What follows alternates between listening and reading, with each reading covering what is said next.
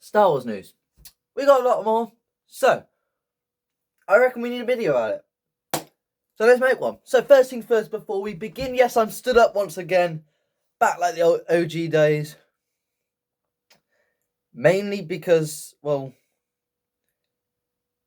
I just fancied standing up today, to be honest. You know, the reason my chair is literally right here. I just decided to stand up. But anyway, Star Wars news. Let's get straight into it. So episode 10, 11 and 12 are happening. They've been leaked. And they've been rumoured for a while.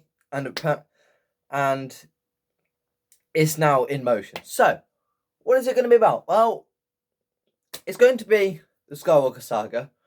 Once again. However, this time it's going to be set 35 years after the events of The Rise of Skywalker. Now, this means that, obviously, Rey is going to be quite a decent bit older. Should be in her old age. So what does this mean for Star Wars? Well, there has been information that has been leaked. We don't know 100% if this information is 100% accurate. And obviously it could be changed, it could be scrapped. But as of right now, this is what we know. First things first, there will be 3 Skywalkers in this trilogy. All set around the same time period. There will be 2 that are in relation to Han and Leia, in obviously children of Ben Solo and Rey. Apparently they managed to have kids in the time where Ben Solo is apparently dead, despite the fact that they wouldn't have had a chance to have kids. So that's an interesting one. I would love to see how they managed to figure this one out. Because in terms of mentally that actually working, it doesn't actually make sense. Unless they're going to do some Star Wars Phantom Menace malarkey where Kylo forced child's Rey, pregnancy, weird stuff. Who knows? I don't know. Because Ben Solo's dead. They didn't have a kid. They didn't get close to having a kid. Not quite sure how it's going to happen, but they're having 2 kids. And then also, Luke Skywalker is apparently going to have a grandson. They may be thinking, how is this possible? He didn't have any children in The Last Jedi, or The Rise of Skywalker, or The Force Awakens. We don't know that. Luke went into exile. For all we know, someone in the Resistance was Luke's son. Just secret. Now, this one actually does make sense, because The Mandalorian Season 3 is going to be exploring Mara Jade and Luke Skywalker, and then Season 4 is either 1, a time jump, or 2, going to be exploring Mara Jade in terms of becoming a hero again, and Luke and Mara's relationship into having children with themselves. Then obviously they would have children and have the grandson. So there are the 3 Skywalkers. That is how it's going to go down. That is the confusion. So that's all we know. Other than the set place, there is going to be a planet we all know and love.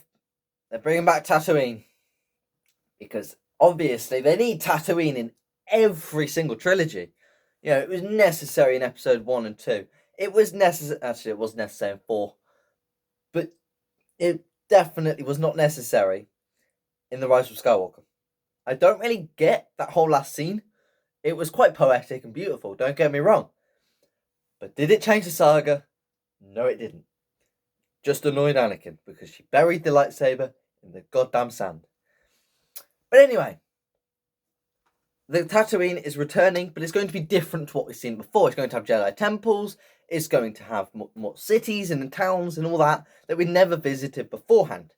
So, what does this mean? Well, another piece of information is that George Lucas is actually taking part in the creation of this trilogy. So, this got me theorising, being the sad little individual I am. Does this mean we're going to have a prequel era type vibes to it, where we're going to have a lot more Jedi running around, and Rey's Jedi Order is going to be existence? However, obviously, Rey is going to have a much different way of doing it than what the old Jedi Order did back in the times of Yoda and all those Jedi then, she will have a much different way because she would understand the reason why they fell. She'd take into what Luke said about the Jedi Order needs to end because there needs to be a new one. That is what Luke Skywalker meant. I don't care what you say. That's how I took it. That made the film slightly better in that respect and made him less like an absolute div. But that's what happened. So that is all we know. We don't know about this prequel era type vibes to it. I'm just theorising. But I would love to see new villains get shown about. And once again, I would love to see a Skywalker fall to the dark side. Don't know why. But it's just very good when someone from the dark side is a Skywalker. Because you know they're going to be a deadly villain. I mean, look at it. Anakin Skywalker was a deadly villain. Luke Skywalker technically didn't fall to the dark side. But episode 6, he was very ferocious and used his anger and nearly fell to the dark side. It wasn't because him choosing the light side that he didn't kill Vader. Because he nearly did. But anyway, we move on. That's a different video entirely if we make that. Anyway, and then we went into Ben Solo, who is, yes, a Skywalker technically. He's got the Skywalker bloodline. And again, he was a very ferocious enemy. So, would it make sense if one of Ben Solo's children turns to the dark side? Because they have all that bloodline in them. And then that would make it really exciting having the brother-sister clash. Because episode 10, they're fine. They're all Jedi. They're searching. And then we find him falling to the dark side in episode 2. Not episode 2. Episode 12. And then episode 13, something happens. No, wrong way. Episode 10's where they're together, 11's where he falls, and then 12's where something happens. I don't know. I'm not the writer. They're the writers. I'm not doing it. I'm just theorising about what could happen. Because that's my job. Not really, this isn't a job. But you get the point. But anyway, I'm hoping that something happens to do with this sequel, whatever they're going to call the trilogy. I'm quite excited for it personally because hopefully they don't do it as poorly as the sequel trilogy, where they make very, very famous characters look like absolute twats. But anyway, thank you guys for watching. If you have enjoyed, drop a like, subscribe, and I'll see you guys in the next one. Take care. Goodbye.